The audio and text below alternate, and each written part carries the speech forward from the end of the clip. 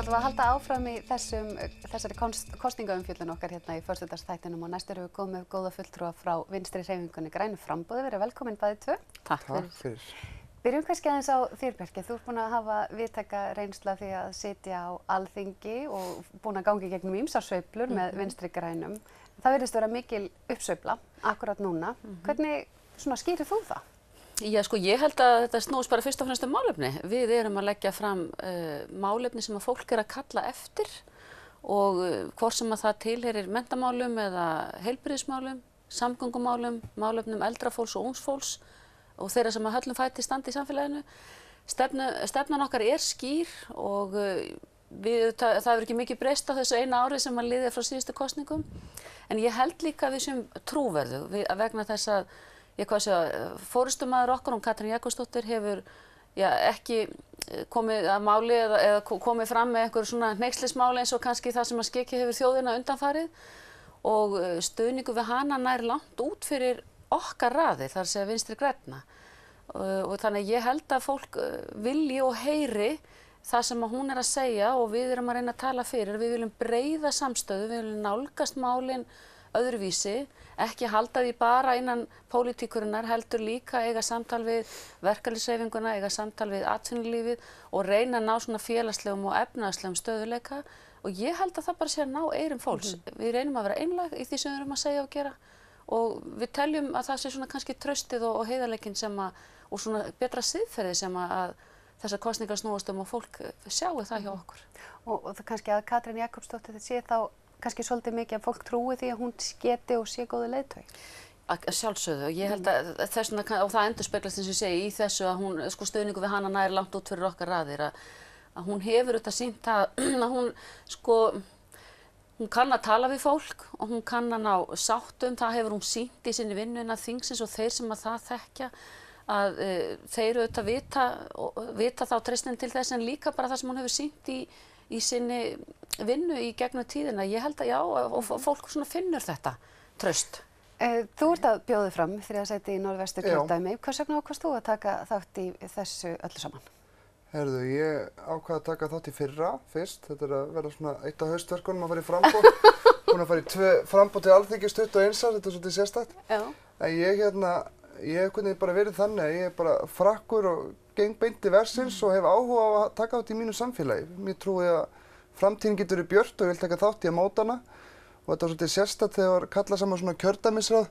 Þá fannst mér einhvern veginn bara liggjast beinast við að ég vil bara taka þátt, bjóða mig fram ofarlega, ég geri voða lítið aftarlega á listanum og ég man eftir að ég bauð mig fram og rosa ánægður og svo komu önnur framboð og fólk var alltaf að tala alla sem hefur komið að máli við sig, hversu margir hefur hvattu til að fyrir framboð og ég alveg, guð mig góður, það er enginn búinn að hvetja mig til að fyrir framboð, það er enginn sem nefndi eins og verið góð hugmynd, þannig ég er alltaf mættur, bara ég og það er enginn, ég kem ekki neinni, það er ekki vinstri grænt í fjölskyldunni, ég þekkti nokkra þegar maður byrjaði fyrir þessu nokkrum árum, þannig þetta er mjög einlægur áhugi minn á pólitík og samfélagin sem ég býð mig fram. Það er ekki miklar hvatir eða hagsmunaárekstrar að þessu spilinni. En af hverju VG? Af hverju ekki einhver annar stjórnmálaflokkur? Að því VG er með, vegna afstöðu kannski VG til stærsta mála heimsins, eins og bara loftslagsmál, friðarmál og ég trúi því að, ég meina, fólk er að kynna stefnu sínar núna fyrir kosningar og við heyrum kannski að fólk er að jarma sömu sálmana, þetta er svona eins og ofspila Eurovision-lag og þá held ég að spurningi sé einmitt hverjum treysturu og ég held að VG sé með einbeitingu á réttu stað og séu traustsins verð, fyrst og fremst. Tölum aðeins um þitt kjördæmi. Hvað, ef þú ættir að skoða svona málefnin og málaflokkana, hvað er þér svona efst að baugi? Hvað finnst þér mikilvægast fyrir þitt kjördæmi? Fyrir mitt kjördæmi og kannski bara fyrir landsbyggðinni í heild, þá held ég að fólk hafi val hvar það er við búsettu. Fyrst og fremst, ég meina í okkar kjördæmi, þetta er rosa skólakjördæmi, við erum með 3 háskóla og nokkra framhaldsskóla og svo náttúrulega tekum við svolítið Vestfjörðinn út fyrir Svega, það er náttúrulega stór mál sem tekjast Vestfjörðinn sérstaklega sem að náttúrulega sinnir eftir bestu getu, en mér finnst að skipta mestu máli að því ég einhvern veginn tengi stundum eins og fólk líður eins og þessi einhver áþján að búa út á landi, sérstaklega eftir sem fjarlægðin ekstra höfuðborgarsvæðinu.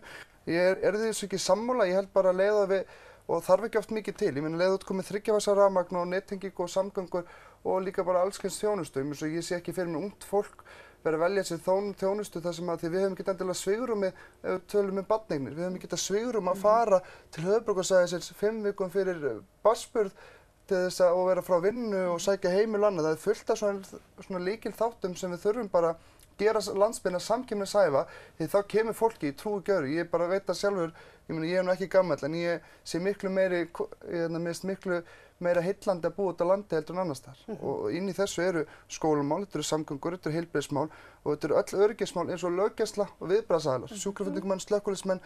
Við þurfum að taka á þessu og leiðum við veðjum á landsbyggðina, þá kemur fólki með í trúi gjöru. Nákvæmlega. Þú ert búin að sitja, hvað ert búin að vera lengi á Alþingi? Herri, ég er búin að vera síðan 2013. Síðan 2013? Halldór og Margrét sé búin að vera lengur, en ég er auðvitað búin að vera varaþingmaður síðan 2004, þannig að það kannski telur eitthvað inn í þetta. Hvað upplifir þú að þú hafir lagt til málana á þessum tíma sem þú hefur setið á þingi? Upplifir að þú hafir geta breytt ykkur og haft áhrif? Já, auðvitað sko, ég held að með allri umræðu hefur maður áhrif. Svona dropinn hola steininn svolítið kannski þegar maður í stjórnarandstöðu, maður hugsar það. Ég hef búin að sitja í fjárlaganefnd allan þennan tíma, satt líka í allsherjar- og menntamálanefnd. Ég hef mikið talað þetta byggðamáli, en ég tala svolítið líka mikið einmitt að því að Rúna nefni hér löggæsluna og sýslumenn. Það mér svona svolítið hjartansmál, sá málaflokkur og ég hef talað mikið fyrir því. Og svo þetta menntamálunum og ég til dæmis þegar við stóðum frammi fyrir því að hér átt að sameina framhaldsskóla á Eyjafjarðarsvæðinu austur í Þingeyjarsýslu að þá stóðum við saman þingmenn kjördæmisins svolítið í því að það yrði ekki gert, svona einhliða eins og til stóð.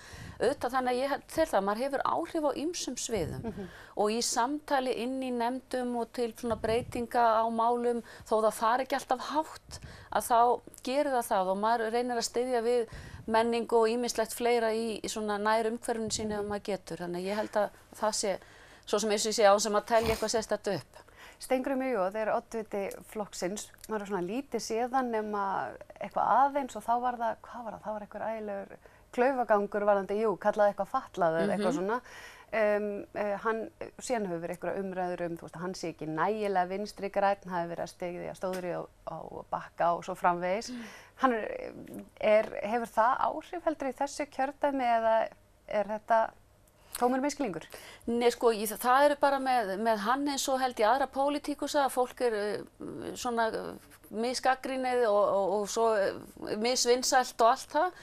Ég finn það ekki, nú erum við búin að ferðast saman ásamt henni Ingibjörgu Þórodóttur sem að skipa 3. sæti hjá okkur og býr í Neskaupstað.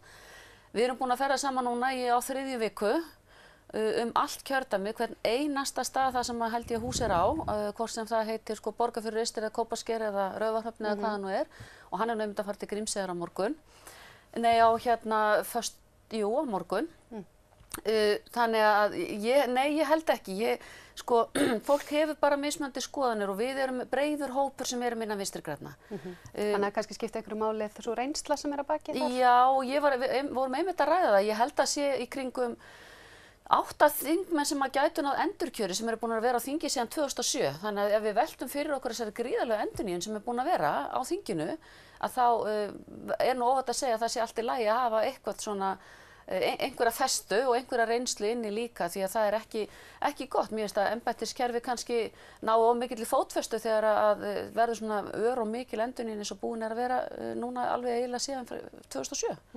Þannig ég held að reynslan sé af henni góða. Ég ætla að koma með eina spurningu á netinu.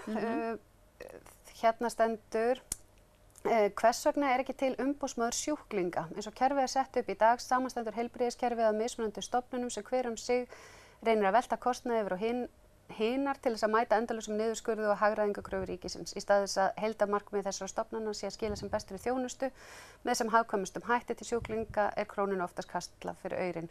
Sjúklingar og aðstandendur, ekki síst þeir sem búa utan höfuðborgarsvæðisins, eru svo ofurseldir þeir raunveruleika að berjast fyrir réttindum sínum gagnvart þessum stofnunum, ekki síst sjúkratryggingum, þegar öll þeirra orka ætti að fara í að ná heilsu. Getur þú spurningin aftur? Basically spurningin, hvers vegna ekki til umboðsmaður sjúklinga og ætti hann að vera til? Já, ég veit ekki, við getum auðvitað, það kallað eftir umboðsmanni aldrara, það kallað eftir umboðsmanni neytenda og það kallað eftir umboðsmanni sjúklinga. Við erum með umboðsmann Alþingis sem að fólk getur sent erindi sín til og hann fær mörg 100 erindi á ári. En ég skil alveg fólk sem að stendur í þessu einmitt að því við erum búin að vera að ræða þennan ferðakostnað og þennan mikla kostnað sem fólk ber af heilbrigðisþjónustu sem að við Vinstri græn höfum einmitt talað fyrir. Og þetta mikla vesen við að sækja sér niðurgreiðslu. Já, Já, og það var einmitt viðtal við hérna forstjóra Tryggingastofnunar af því að hún er oft vondi kallinn í stóra menginu, það er að segja Tryggingastofnun, en hún auðvitað fer eftir lögum sem að henni eru sett. En ég tek undir það, ég held að það hafi verið mistök þegar Tryggingastofnun og Sjúkratryggingum þessu var skipt upp á sínum tíma. Ég er ekki viss að þetta hafi tekist eins og til var ætlast, en ég held að við þurfum bara að huga einmitt betur að því hvernig við setjum saman kerfið, einmitt að fólk þurfi ekki að leita á 10 staði eins og kom fram hjá forstjóra Tryggingastofnunar til þess að sækja þjónustu sína. Þetta eru mannanna verk og við getum lagað þau.